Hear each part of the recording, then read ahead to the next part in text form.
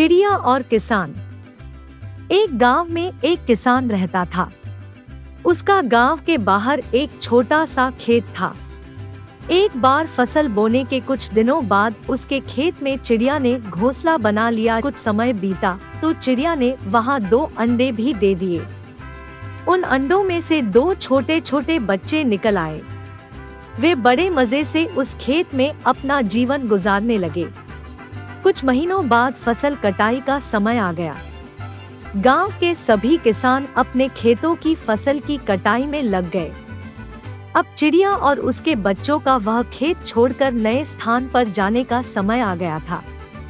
एक दिन खेत में चिड़िया के बच्चों ने किसान को यह कहते सुना कि कल मैं फसल कटाई के लिए अपने पड़ोसी से पूछूंगा और उसे खेत में भेजूंगा। यह सुनकर चिड़िया के बच्चे परेशान हो गए। उस समय चिड़िया कहीं गई हुई थी। जब वह वापस लौटी तो बच्चों ने उसे किसान की बात बताते हुए कहा, माँ, आज हमारा यहाँ अंतिम दिन है। रात में हमें दूसरे स्थान के लिए यहाँ से निकला होगा। चिड़िया ने उत्तर दिया, इतनी जल्दी नहीं बच्चों, मुझे नहीं लगता कि कल खेत में फसल की कटाई होगी। चिड़िया की कही बात सही साबित हुई। दूसरे दिन किसान का पड़ोसी खेत में नहीं आया और फसल की कटाई न हो सकी। शाम को किसान खेत में आया और खेत को जैसे का तैसा देख बुदबुदाने लगा कि ये पड़ोसी तो नहीं आया।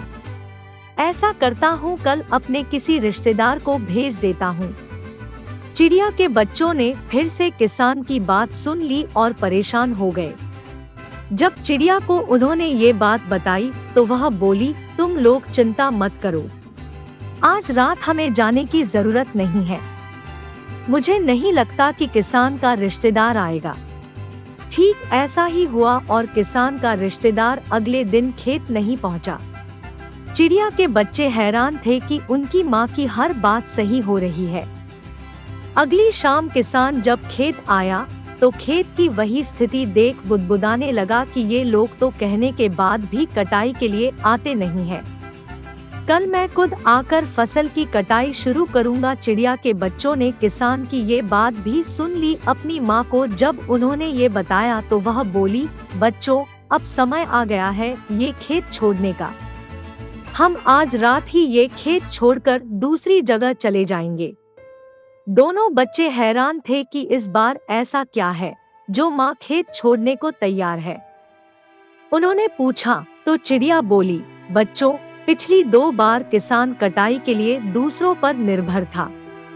दूसरों को कहकर उसने अपने काम से पल्ला झाड़ लिया था, लेकिन इस बार ऐसा नहीं है।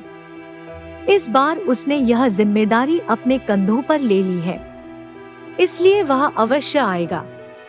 उसी रात चिड़िया और उसके बच्चे उस खेत से उड़ गए और कहीं और चले गए। सीख: दूसरों की सहायता लेने में कोई बुराई नहीं है, किंतु यदि आप समय पर काम शुरू करना चाहते हैं और वह समय पर पूरा हो जाए तो उस काम की जिम्मेदारी स्वयं लेनी होगी।